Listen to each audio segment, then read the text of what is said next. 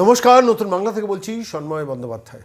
রাত পেরোলেই ডিএ সংক্রান্ত মামলা সুপ্রিম কোর্টে উঠছে এবং সেখানে রাজ্য সরকারের তরফ থেকে একটা কমপ্লায়েন্স রিপোর্ট, অর্থাৎ আদালত যে নির্দেশ সুপ্রিম কোর্ট ডিএ সংক্রান্ত ব্যাপারে দিয়েছে সেই সংক্রান্ত একটা কমপ্লায়েন্স রিপোর্ট রাজ্য সরকারের তরফ থেকে জমা দেওয়া হচ্ছে। ঠিক সেই প্রেক্ষিতে দাঁড়িয়েই আমরা জানার চেষ্টা করছিলাম যে সরকারি কর্মচারীরা যারা গ্র্যান্টিন এডের আওতায় আছে তাদের ব্যাপারেও রাজ্য সরকার কি সম্মতি দিয়ে সুপ্রিম কোর্টে কমপ্লায়েন্স রিপোর্টের মধ্যে উল্লেখ কিছু রাখছেন।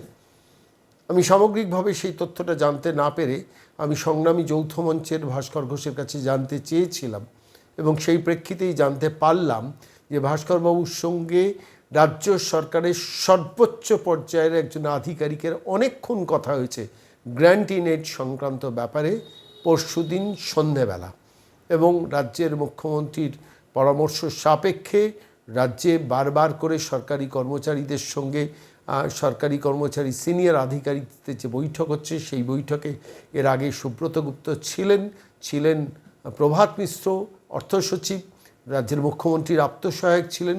স্বাভাবিকভাবে তার প্রেক্ষিতে দাঁড়িয়েই গত পরশুদিন টেলিফোনিক যে কথা হয়েছে ভাস্করবাবুর সঙ্গে রাজ্য সরকারের অর্থাৎ নবান্নের, সেখানে কি উঠে এসছে? গ্র্যান্টিন এডের ব্যাপারে কি সরকার কোনো নোটিফিকেশন জারি করছে, না অন্য কোনোভাবে গ্র্যান্টিন এডের ব্যাপারটাকে পুরোটাই শেষ পর্যন্ত সমস্ত টাকাই সরকার মিটিয়ে দেবে?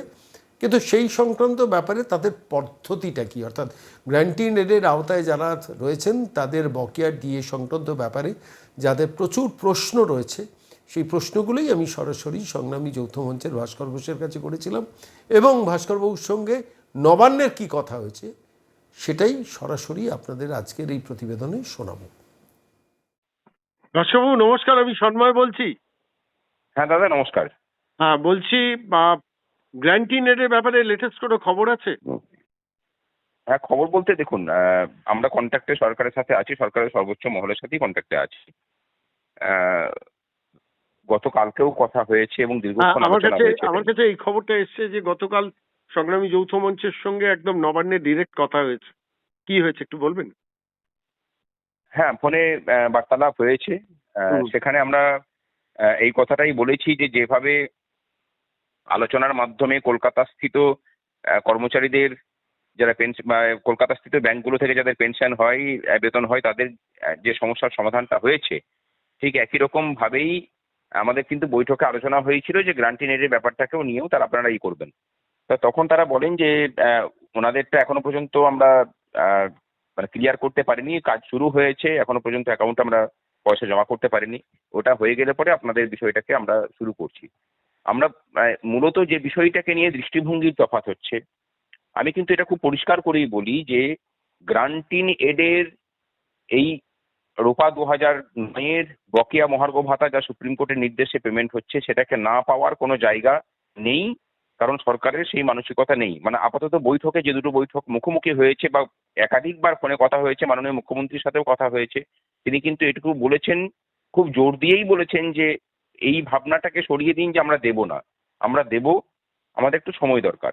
এবার তাদের যেটা কথাবার্তা শুনে যেটুকু বুঝতে পেরেছি যে তারা বলছেন যে আমরা টাকাটাকে জোগাড় করে নিই, তারপর আমরা এই নোটিফিকেশন বের করবো। আমরা বলেছি যে নোটিফিকেশনটা বের করুন, তার জন্য যদি আপনারা ওপেন আবেদন করুন যে আমাদের সময় লাগবে এটাকে মেটাতে, আপনাদের অ্যাকাউন্টে দিতে, সেটার জন্য আমরা রাজি আছি, কিন্তু নোটিফিকেশন বের করতে হবে। এই জায়গাটাই কথা হয়েছে, আশা করি সেটা আসবে খুব তাড়াতাড়ি। আর আগামী 23 তারিখ সুপ্রিম কোর্টের শুনানিও আছে, দুটোর সময় ম্যাটার ফিক্সড আছে, সেখানেও আমাদের পক্ষ থেকে বড় আইনজীবীকেই আমরা নিয়োগ করছি। গোপাল সুব্রমণিয়ামজি যদিও দেশে নেই, উনি বিদেশে আছেন। উনি থাকতে আগামী 23 তারিখ, 23শে জুলাই দুটোর সময় জাস্টিস সঞ্জয় করণ এবং জাস্টিস প্রশান্ত কুমার মিশ্রের বেঞ্চে মামলা শুনানি আছে। আমি আপনার কাছে এই জায়গাটা আরেকবার ক্লিয়ার হতে চাইছি, গ্র্যান্টিন এডের কর্মীদের ব্যাপারে আপনারা সরাসরি নবান্নের সঙ্গে ফোনে কথা বলেছেন এবং খুব সিনিয়র লেভেলের কারোর সঙ্গে কথা বলেছেন। সেখানে কি গ্র্যান্টিন এডের ব্যাপারে তারা এক্স্যাক্টলি কি লাইন দুটো ব্যবহার করেছেন একটু বলুন। তারা মানে খুব জোর দিয়ে যেটা বলেছেন যে একটা কথা সকলকে বলুন যে গ্রান্টিন এড যেন এটা না ভাবে যে আমাদেরকে সরকার মেটাবে না। আমরা মিটিয়ে দেব। আমাদের বাস্তবিকই অর্থের সংস্থান করতে অসুবিধা হচ্ছে, সব বিষয়গুলোকে মিটিয়ে পরে অর্থের সংস্থান করতে অসুবিধা হচ্ছে, কারণ সরকারি কর্মচারীদের থেকে গ্রান্টি নেটের সংখ্যা বেশি। আমরা বলেছি যে সরকার যে কর্মচারীদের বিষয়ে পজিটিভ দৃষ্টিভঙ্গি দেখাচ্ছে সেটা আমরা জানি, সেটা কর্মচারী মহলও জানে, মুখ্যমন্ত্রীও সেটা বলেছেন, এবং আজকেও দেখুন মুখ্যমন্ত্রী সে কথাগুলো বলেছেন। এবার মুখ্যমন্ত্রীর কথা থেকেও গ্রান্টি নেটের কথাটা আসেনি বলে অনেকে আবার বিভ্রান্ত হচ্ছেন, বা বিভ্রান্ত হওয়ার সুযোগও হয়তো সরকার নিজেই করে দিচ্ছে। আমরা বলেছি যে এই বিভ্রান্তিটা দূর করতে পারে শুধুমাত্র গ্রান্টি নেটের বিষয়ে আপনাদের যে নোটিফিকেশন, সেই নোটিফিকেশনটা এলে পরে। আপনারা পয়সা পেমেন্ট করতে সময় নিন, তাতে অসুবিধা নেই, তার জন্য কোঅপারেট করতে গ্রান্টি নেটের কর্মচারীরা রাজি আছেন, সমস্ত কর্মচারী পেনশনাররা। কিন্তু নোটিফিকেশন না এলে পরে সত্যি করেই বিভ্রান্তি তৈরি হবে। এই বিষয়টা নিয়ে আপনারা ইয়ে করুন, এবং তা ওনারা বলেছেন যে খুব তাড়াতাড়ি আমরা এটাকে নিয়ে হয়তো মুখোমুখি আলোচনায় বসবো। তা আমরা সুপ্রিম কোর্টে শুনানির কথা বলেছি, আমরা বলেছি সুপ্রিম কোর্টে শুনানি আছে, সেখানে কিন্তু আমরা এখানে জোরদার করি এর ব্যাপারটাকে তুলবো। আমরা সুপ্রিম কোর্টের শুনানিতে আমরা বড় আইনজীবী দিচ্ছি আবার, যেহেতু গোপাল স্যার নেই, গোপাল স্যার এলে পরে আবার গোপাল স্যার অবশ্যই থাকবেন, কিন্তু তার অনুপস্থিতিতে আমরা বড় আইনজীবী আবার।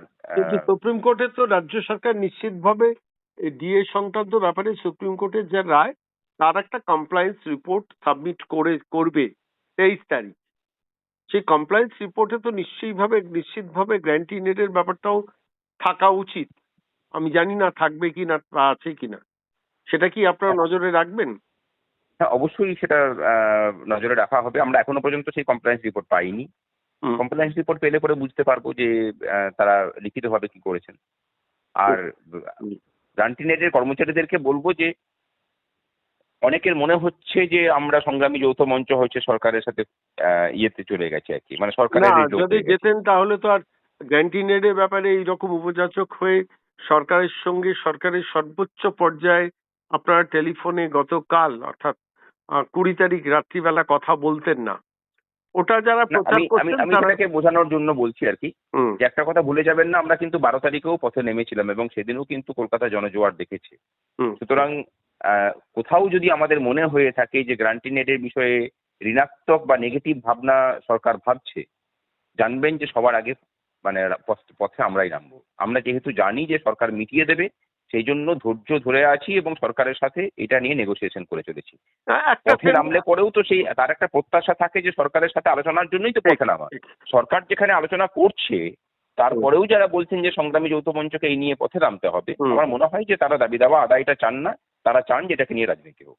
হ্যাঁ, ব্যাপারটা হচ্ছে যেখানে 70 দিন বয়স একটা সরকারের, 10 বছর ধরে লাগাতার এই লড়াইটা আপনারা করে গেছেন, অনেক সংগঠনই করেছেন, সেখানে সরকার কোনোদিন প্রয়োজন মনে করেনি আপনাদের টেলিফোনটা পর্যন্ত ধরার। সেখানে দাঁড়িয়ে রাজ্যের মুখ্যমন্ত্রী ডেকে সংগ্রামী যৌথ মঞ্চ সহ আরো 3টি সংগঠনের সঙ্গে বৈঠক করলেন।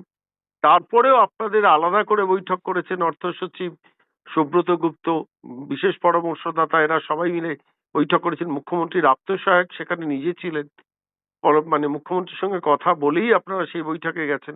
এবং গত পরশু 20 তারিখ আপনারা রাত্রিবেলাও মানে সন্ধ্যেবেলাও নবান্নের সঙ্গে বৈঠক করেছেন, টেলিফোনে অন্তত অনেকক্ষণ ধরে কথা বলেছেন, যাতে গ্র্যান্টি নেটের ব্যাপারটা দ্রুত ফয়সালা হোক। কেন গ্র্যান্টি নেটের ব্যাপারে সরকারের একটা নির্দিষ্ট দৃষ্টিভঙ্গি থেকে পেমেন্ট করবেন বলে আপনারা বিশ্বাস করছেন, আর সেই জায়গাটাকে আপনারা মর্যাদা দিয়ে সেই জায়গাটা নিয়ে আপনারা নেগোশিয়েট করছেন এবং সরকারের কাছ থেকে স্পেসিফিক অ্যাসুরেন্স পেয়েছেন। আপনার কথা শুনে মনে হয়েছে এখানে একটা কথাই শুধু ভাস্করবাবু আপনার কাছে বলার আছে, একটা শ্রেণীর তথাকথিত আন্দোলনকারী সংগঠন যারা কাগুজে বাগু অনেকে আছেন, তারা চাইছেন একটা সংঘাতের বাতাবরণ দিয়ে শেষ পর্যন্ত যাতে এই গ্র্যান্টি নেটের ব্যাপারটা ঘেঁটে যায়, তাতে তাদের রাজনৈতিক স্বার্থ চরিতার্থ হবে।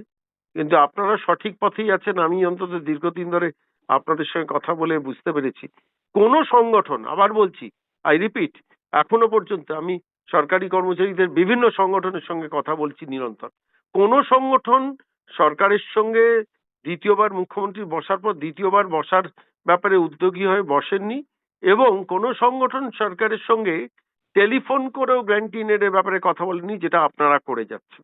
আমি খবরটা নবান্ন সূত্রে পেয়েই আমার মনে হলো যে আপনার বক্তব্যটা আমাদের দর্শকদের শোনানো দরকার। আমি শুধু আপনার কাছে শেষ করার আগে আবার একটা কথা রিপিটেশন চাইবো, গ্র্যান্টি নেটের কর্মীরা আওতায় যারা কর্মী তারা সবাই নিশ্চিন্ত থাকবেন তো? 100%। ঠিক। অনেক ধন্যবাদ ভাস্করবাবু সঙ্গে থাকার জন্য, অনেক ধন্যবাদ।